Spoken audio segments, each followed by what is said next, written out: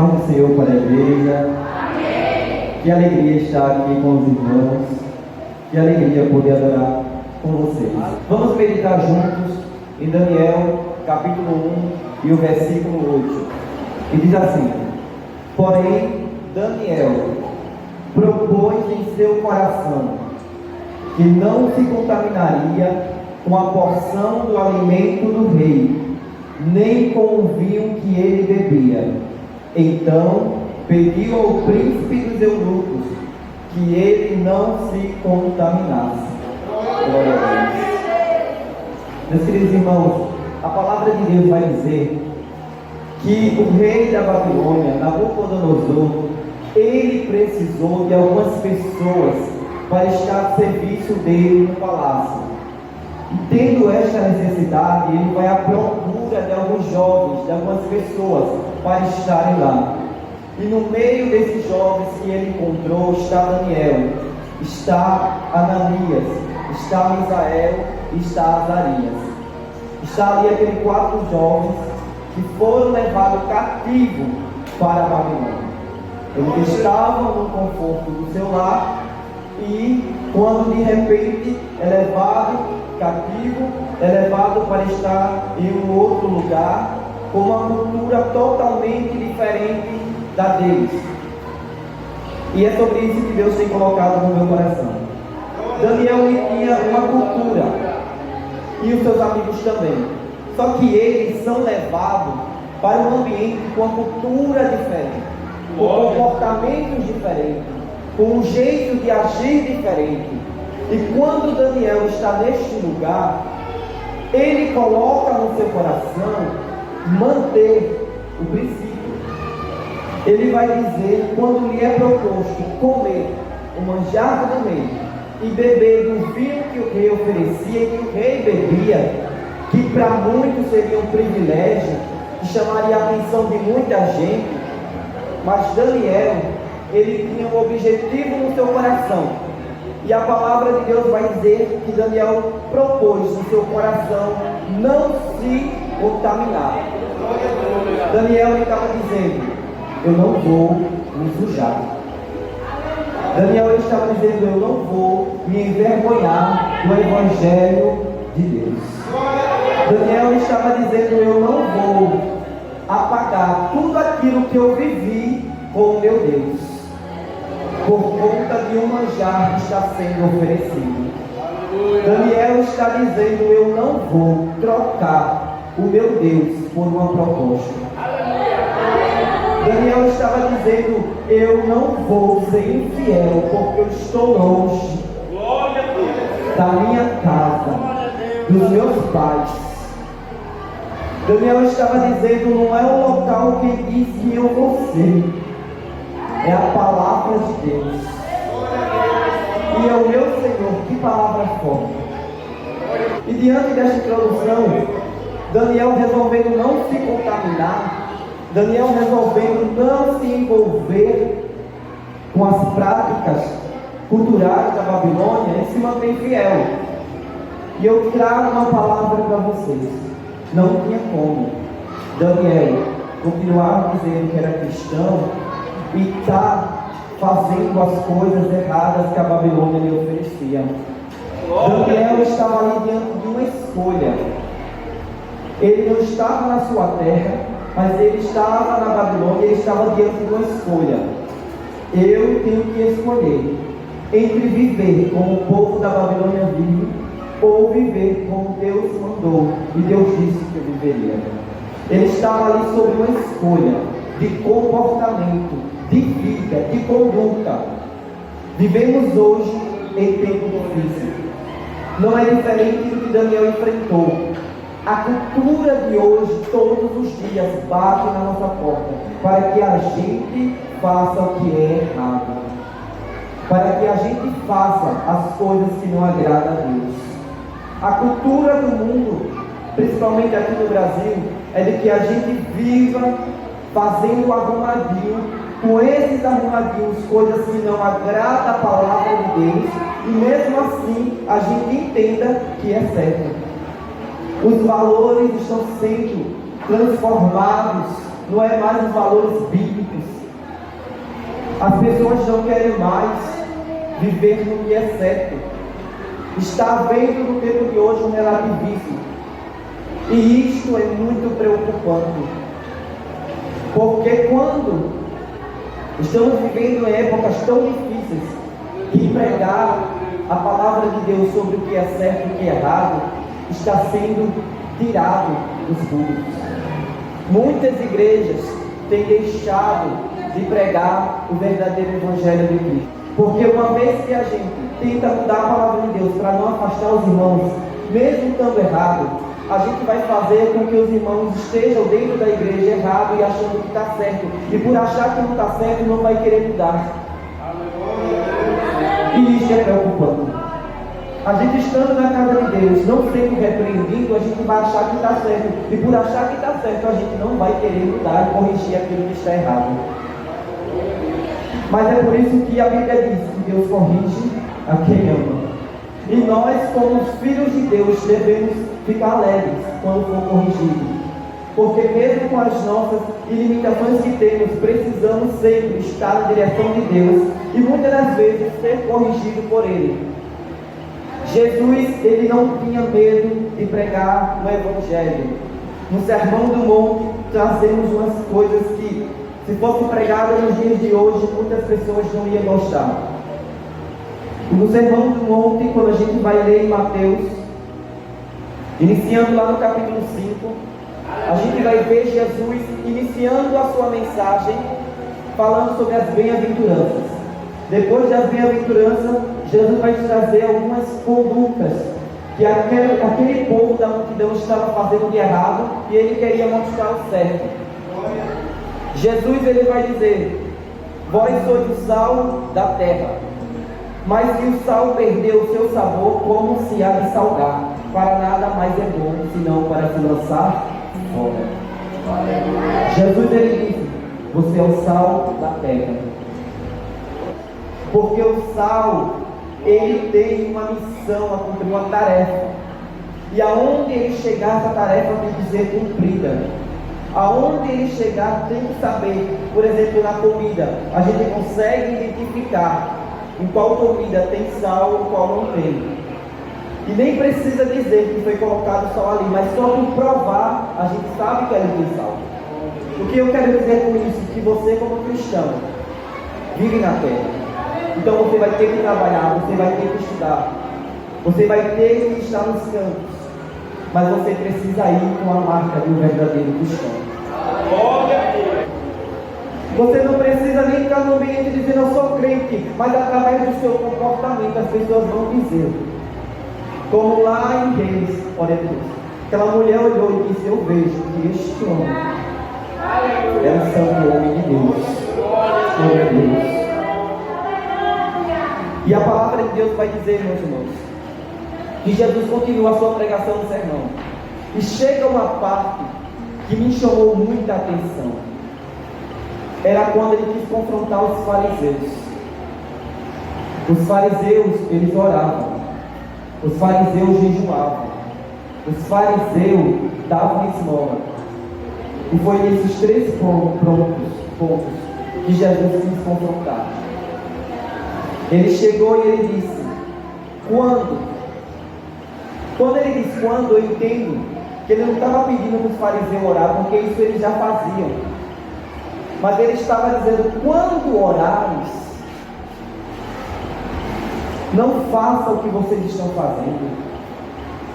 E eu fiquei surpreso, porque eu entendi que nem toda oração o Senhor recebe.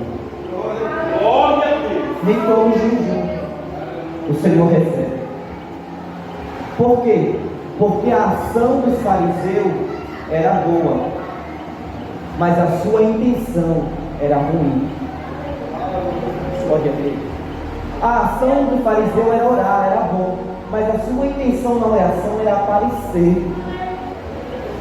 Então, nesta noite, eu gostaria de te perguntar: qual a tua intenção de vir à casa de Deus? Porque a ação você já realizou, que ele está aqui, isto é bom.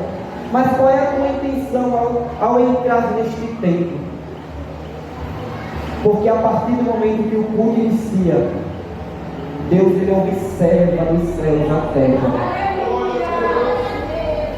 E ele olha para ver se o sacrifício que ali vai ser dado, ele vai receber como uma oferta agradável ou não. Qual a sua intenção de vir à casa de Deus? Qual a sua intenção de neste domingo entrar neste templo? Qual a sua intenção de vestir a sua roupa, pegar a sua Bíblia e entrar aqui? A ação é boa e a intenção. Os fariseus oravam, os fariseus jejuavam, e o Senhor estava dizendo: não recebo. Glória a Deus, porque a intenção é ruim. Vivemos hoje em tempos difíceis, onde muitas das vezes os cultos não têm sido mais respeitados. A adoração a Deus e o temor a Ele não tem sido mais respeitado. As pessoas ficam dentro da casa de Deus como se estivessem em qualquer lugar. As pessoas ficam diante deste Deus como se estivessem em qualquer lugar e não estão. Vivemos em tempos tão difíceis. Eu estava lendo um livro de um pregador de fora que veio pregar no Brasil. Quando ele veio pregar no Brasil, era uma multidão que iria ouvir a sua pregação. Ele disse que entrou em outro lugar, viu os crentes adorando, viu os crentes enaltecendo, viu os crentes glorificando, e ele olhando, e viu alguns irmãos inquietos, os irmãos indo para o banheiro direto, e ele olhando. Aí ele disse que perguntou: Deus, tu estás neste lugar? E ele disse que começou a observar a liturgia do culto. Aí ele olhou para o intérprete, porque ele não falava português, e disse: nas igrejas brasileiras, os cultos é com essa tão grande irreverência? Aí ele disse que ele recebeu a oportunidade. E quando ele perguntou a Deus: Deus, tu estás neste lugar? Deus disse: eu não estou. Glória a Deus. Eu não estou neste culto. Aleluia. Eu não estou neste lugar. Aleluia. Glória. E isso me causou um grande temor, porque quantas das vezes a gente vem para a igreja, mas a gente esquece de honrar a este Deus e de dar tamanha reverência que Ele merece. Quantas vezes nós entramos neste lugar achando que é um lugar qualquer? Não é. Aqui é casa de Deus. Aqui é lugar santo. Aqui é onde Ele escuta a sua igreja orar. Aqui é onde Ele recebe a adoração dos santos todos juntos. Ele disse: quando for orar, vai em secreto. Sabe por quê? Porque a oração é um diálogo com Deus. A oração é você chegar para Deus e conversar com Ele. Aleluia, glória a Deus. E um dos grandes pregadores, que todo mundo queria ouvir o que ele orava. E quando chegaram perto, ouviram ele orar assim: Deus, perdoe pelos meus pecados. Aleluia. Está faltando nos dias de hoje orações sinceras diante de Deus. Está faltando nos dias de hoje verdadeiro quebrantamento. Porque na verdade, para sermos sinceros, estão querendo cada vez mais, e este é o propósito do inimigo, acabar com as orações, tirar o valor das orações. Os ciclos de orações dos dias de hoje são contados aos dedos das pessoas que fazem parte. Para ser sincero, a gente até se atrasa de propósito. Quantas vezes eu não fiz isso? Para não orar a quantidade de tempo que foi determinado. E Deus olhando tudo isso. E Deus contemplando a sua igreja. E Deus contemplando os seus filhos. E o Deus contemplando a sua vida. Deus está olhando o teu comportamento. E Ele me traz aqui nesta noite para te dizer: examine o homem a si mesmo. Glória a Deus. Aleluia. E Daniel, junto com seus 3 amigos, decidiram não se contaminar. Eles não provam do manjar do rei. E o tempo passa. A Bíblia diz que Daniel continua na Babilônia. E o rei tem um sonho. Sonho este que inquieta-o de uma forma que ele quer a interpretação. E a Bíblia diz que ele chama todo mundo que sabia interpretar sonhos para interpretar aquele sonho. Mas ninguém interpretava. Ninguém sabia solucionar a interpretação daquilo que causava inquietação no rei. Mas a palavra de Deus diz que o rei se enfurecia de uma forma tão grande que ele disse: vou mandar matar todos os sábios, os adivinhos, todos que não conseguem adivinhar o sonho. E a Bíblia diz que, por ordem do rei, o homem vai nas casas de todos os sábios para mandar matar. Ele vai na casa de um e diz: olha, o rei mandou aqui, você sabe o som. O rei disse que você tinha que morrer. Ele vai na casa de outro, até que ele chega na casa de Daniel. Ele explica o caso a Daniel. E Daniel, ele fala de uma forma sábia com aquele homem. E ele diz: me dê um tempo para resolver isso. Eles chamam os seus 3 amigos e vão orar a Deus. Glória a Deus. Glória a Deus. Eu me lembro de um tempo que, quando o irmão tinha uma causa tão complicada, os irmãos se reuniam para fazer campanhas de orações, porque cria que através da campanha de oração poderia solucionar a causa do irmão. Eu me lembro de um tempo, lá na sede mesmo, na oração que era realizada às 5 horas, pessoas que choravam a Deus apresentando causas impossíveis, pessoas que se humilhavam naquele momento de oração, apresentando a Deus coisas que ele não podia fazer. E pensei que não, aquele irmão voltava testemunhando, dizendo o que Deus fez. O que eu quero dizer com isso? Que precisa de oração, que você precisa orar. Mas Bruno não queria essa palavra, mas Deus te manda para falar isso. Você precisa orar, igreja do Senhor. Você precisa buscar ao Deus verdadeiro. Você precisa dobrar os teus joelhos em oração a Ele. Ele quer revelar os mistérios dele a você. Eita, Deus grande, Ele tem planos lindos para você. Mas você precisa buscar. Você precisa orar. Eu me lembro de um tempo que eu dizia: Deus, eu quero ser batizado com o Espírito Santo. Deus me batiza. E eu dizia direto: Deus me batiza, Deus me batiza. Quando um dia Ele disse para mim: se você orar, se você corrigir algumas coisas, o batismo vai vir. E ali eu entendi. E eu comecei a orar a Deus. Eu comecei a buscar. E eu comecei a dizer: Deus, eu quero ser batizado. Porque a oração é válida ainda para os dias de hoje. Quando em um congresso de jovens, o pregador chamou todos para frente. E eu, de tanto ir para frente e voltar do mesmo jeito, neste dia eu disse: Deus, eu não vou.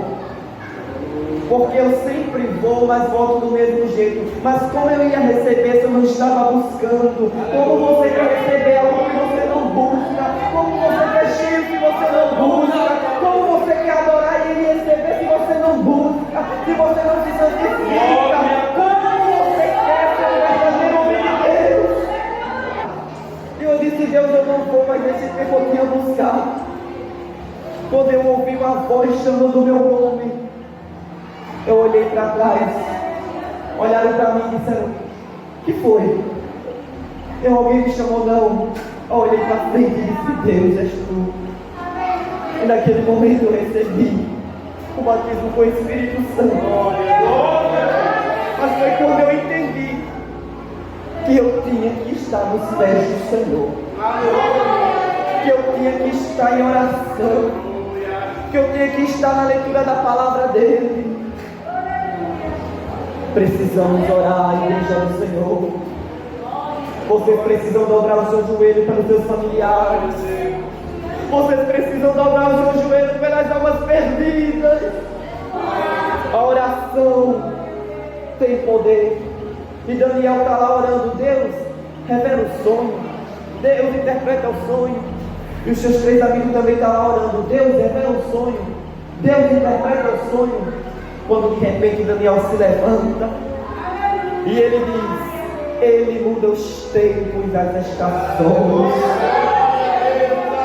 Ele remove os reis e estabelece reis.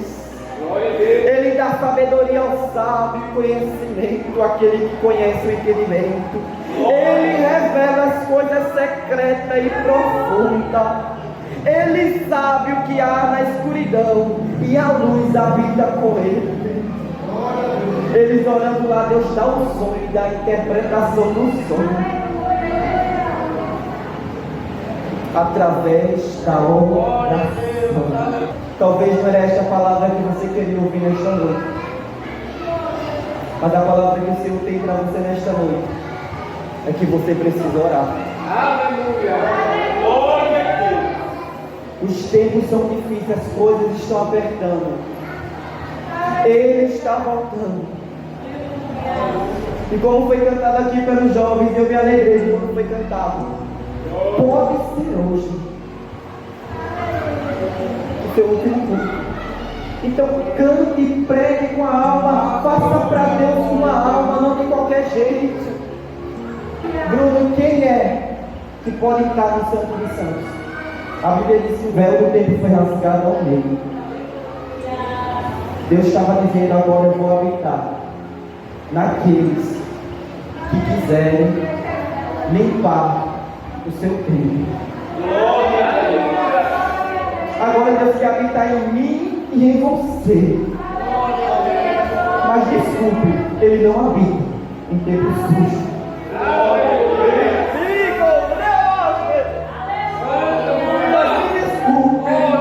De qualquer forma, porque para entrar no Santo dos Santos tinha todo o procedimento, e hoje para habitar em mim e você também não é de qualquer jeito. Glória a Deus!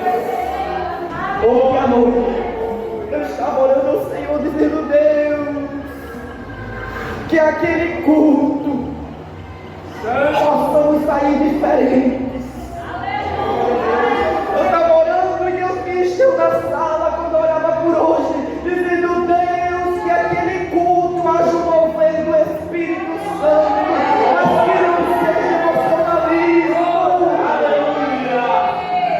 que não seja porque preguei sobre bênção, mas porque seja que o Espírito Santo verdadeiro desceu na casa.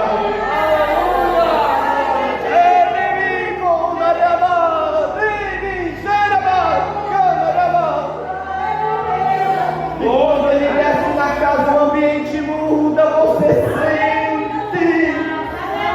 E Deus vai tirando tudo que não lhe agrada. E esta noite Deus tirar tudo que está de errado. Então começa a dizer para Ele: Deus tira, Deus tira. Você é um vaso de barro, dá para ser moldado ainda. Você está na casa do oleiro. Hoje é noite de arrependimento. Hoje é noite de reconciliação. Hoje é noite de você se quebrantar diante dele. Deus está tocando em pessoas aqui, mudando. Tem caráter sendo mudado nesta noite. Tem caráter sendo mudado nesta noite. Está havendo mudança nesta noite em pessoas aqui. Glória a Deus. Aleluia! Uma chance igual a essa, talvez eu não tenha mais. Quero estar em tua presença, que seja a última vez.